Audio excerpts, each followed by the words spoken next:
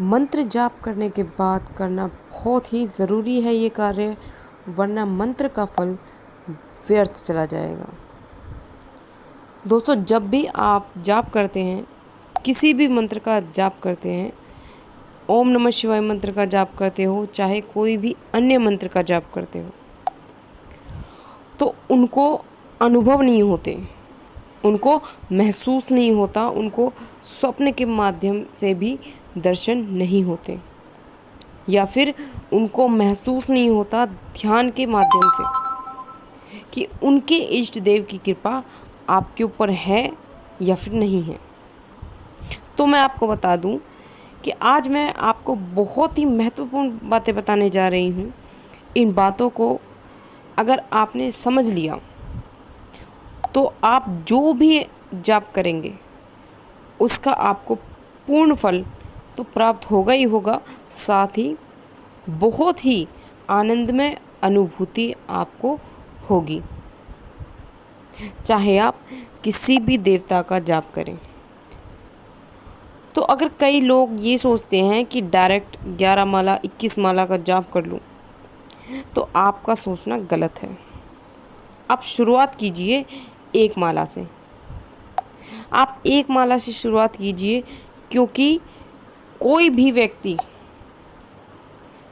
जो व्यक्ति है, जो साधक है या जो पूजा पाठ करता है, ये चीज़ तो सबको पता है कि जब आप माला जाप करते हैं तो 11 माला या 21 माला एक ही बार में आप नहीं कर पाते। आपको धीरे धीरे आदत होनी चाहिए। पहले आप एक माला की आदत डालते हैं, आपको बैठने में दिक्कत नहीं होनी चाहिए और ध्यान केंद्रित होना चाहिए आपको ज़रूर। तो पहले एक माला पर आपका ध्यान केंद्रित होना चाहिए, फिर आप 3 माला शुरू करते हैं, 5 माला शुरू करते हैं, और फिर 11 माला शुरू करते हैं और 21 माला शुरू करते हैं। तो कम से कम आप 11 या 21 माला जाप करते हैं, तो तब जाके आपको बहुत आनंदमय और बहुत ही विचित्र अनुभूतियाँ होनी शुरू हो जाती हैं। पर इसमें भी कुछ चीज़ों का ध्यान रखना बहुत ही ज़्यादा ज़रूरी है। जैसे कि जब भी आप जाप करने बैठें, तो उस समय पर आपका पूरा ध्यान आपके मंत्र पर होना चाहिए। कि जब भी आप माला जाप करते हैं और माला जाप आपका पूर्ण होता है, तो उसके बाद माला को तुरंत अपने गले में धारण कर लें। पूजा में जो हमारे जो इष्ट देव हैं, वो ऊर्जा का कार्य करते हैं। उनकी जो किरण है, उनकी जो ऊर्जा है, आपको वो प्राप्त होती है। वो ऊर्जा आपकी क्षय नहीं होनी चाहिए, यानी कि खत्म नहीं होनी चाहिए। तो उससे बचने के लिए आसन का प्रयोग आपको करना चाहिए। मोटे से मोटा आसन का आप प्रयोग करें। तो जब आप मोटे से मोटे आसन का प्रयोग करेंगे, तो आपकी जो ऊर्जा है वो धरती में ना जाए, ये कार्य करता है।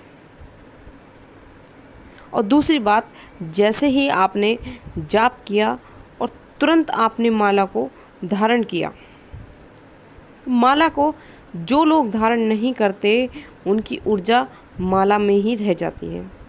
तो फिर वो ऊर्जा आप माला को रख देते हैं मंदिर में, तो वो ऊर्जा जो है वो सारी मंदिर में चली जाती है और वो फैलती रहती है ऊर्जा।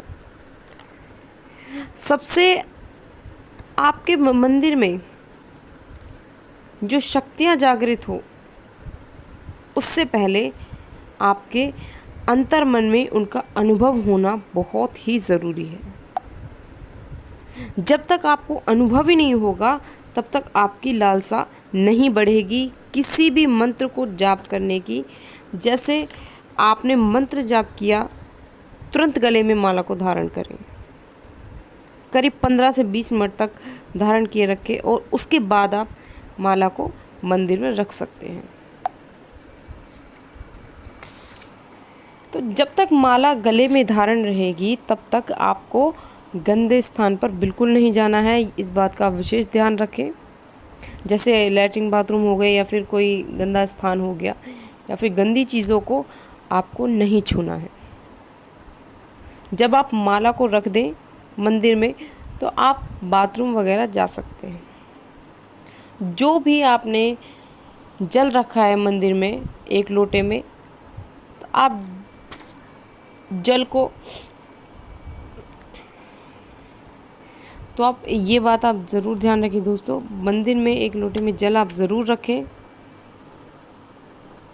तो जो भी आपने जल रखा है मंदिर में एक लोटे में आप जल ज़रूर रखें। जब भी आप पूजा पाठ करें, मंत्र जाप करें, तो एक लोटा जल ज़रूर रख दें। उस जल में क्या होता है कि जैसे ही आप मंत्र का जाप करके उठते हैं ना, तो उस मंत्र के द्वारा उस जल में भी ऊर्जा उत्पन्न होती है। तो उस जल को आप ऐसा वैसा ना समझिए कि वो आम जल है। जब आप मंत्र जाप करके हटते हैं तो वो जल है, वो अभिमंत्रित जल हो जाता है। वो जल कई प्रकार से कार्य करता है। सुबह आप जल रखें एक लोटा भर के साफ पानी, या एक फूल भी आप इसमें डाल सकते हैं। जब आप मंत्र का जाप करें, मंत्र जाप के बाद उस लोटे के पानी से घर में छींटे लगाएं और जो आपके घर के व्यक्ति हैं उनको वो जल प्रसाद के रूप में दें। और उस जल को आप स्वयं भी थोड़ा सा ज़रूर पिएं प्रसाद के रूप में, और फिर उसे भरकर रख दें मंदिर में। और अगले दिन आपको स्वच्छ जल आपको भरना है और रख देना है। आपको रोज़ ये नियम बनाना है, रोज़ आपको यही करना है। तो आपने देखा होगा कि चूल्हे पे जब आप कोई बर्तन रखते हैं और जब आप उसे हटाकर धरती पर रखते हैं तो वो थोड़ी देर बाद ठंडा होने लगता है। उसकी जो ऊर्जा है वो धरती में समाने लगती है और कुछ ऊर्जा वातावरण में फैल जाती है। तो उसी प्रकार से ये है। अगर आप और एक बात और दोस्तों, जब भी आप मंत्र जाप करते हैं तो मंत्र जाप के तुरंत बाद आप फर्श पर पैर ना रखें, धरती पर पैर ना रखें। इससे होता क्या है कि वो जो ऊर्जा है वो धरती में समा जाती है। तो जब भी आप मंत्र जाप करने के बाद तुरंत उठे तो किसी कपड़े पे बैठ जाइए या फिर कोई मतलब आसन वगैरह से ले लीजिए अलग से। तो ये इस बात का आप विशेष ध्यान रखें। तो दोस्तों ये थी एक छोटी सी जानकारी। तो जानकारी अगर पसंद आई हो तो प्लीज़ लाइक शेयर सब्सक्राइब ज़रूर करना। और अगर आप हमारे चैनल पर नए हो तो सबसे पहले हमारे चैनल को सब्सक्राइब कर लीजिए और साथ में लगे बेल आइकन को प्रेस कर दीजिए, ताकि जो भी मैं वीडियो डालूँ उसकी नोटिफिकेशन सबसे पहले आप तक पहुँचे और सबसे पहले वो वीडियो आपको प्राप्त हो। तो मिलते हैं अगली वीडियो में। जय माता दी।